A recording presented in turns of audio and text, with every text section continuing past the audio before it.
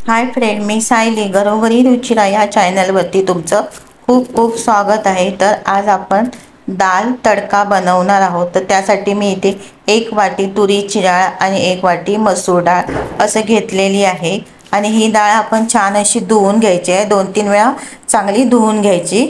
डाळ धुतेवेळी जो या पाण्यावरती व्हाईट थर येतो ना, तो आपण काढून घ्यायचा आहे आणि 2-3 वेळा चांगलं धुवून घ्यायचं। तर इथे माझी डाळ ना चांगली धुवून झालेली आहे आणि आता मी ही अर्धा तासासाठी भिजत घालून ठेवणार आहे।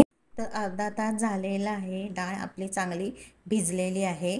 या डाळीला भिजायला जास्त वेळ लागत नाही, अर्ध्या तासामध्ये ही डाळ चांगली भिजली जाते। तर आता इथे मी तडका डाळ बनवण्यासाठी काही साहित्य घेतलेलं आहे। तर इथे 5-6 मी लसूण सोलून घेतलेले आहेत। त्यानंतर इथे लाल सुकी मिरची घेतलेली, हळद, त्यानंतर मोहरी 1 चमचा घेतलेली आणि 1 चमचा जिरं। इथे मी कढीपत्ता घेतलेला आहे, हिरवी मिरची, त्यानंतर मी अर्धा कांदा घेतलेला आहे, 1 टॅमॅटो आणि कोथिंबीर, आणि त्याचबरोबर आपण हिंग घेतलेला आहे। हे सर्व आपल्याला साहित्य तडकासाठी लागणार आहे। तडका डाळ बनवण्यासाठी मी इथे कुकर घेतलेला आहे। कुकरमध्ये मी डाळ बनवणार आहे। तर इथे मी 2 चमचे तेल घालून घेतलेलं आहे। तेल गरम झाल्यानंतर आपण त्याच्यामध्ये मोहरी आणि जिरं घालून घ्यायचं आहे। मोहरी आणि जिरं चांगलं तडतडलं पाहिजे। त्यानंतर आपण घालायचे लसूण, हिरवी मिरची, कढीपत्ता, बारीक चिरलेला कांदा, लाल सुकी मिरची। आता या आपण सर्व मिक्स करून घ्यायचं। आता आपण याच्यामध्ये हळद घालायची आहे आणि ना इथे मी मसाला वापरलेला नाही आहे।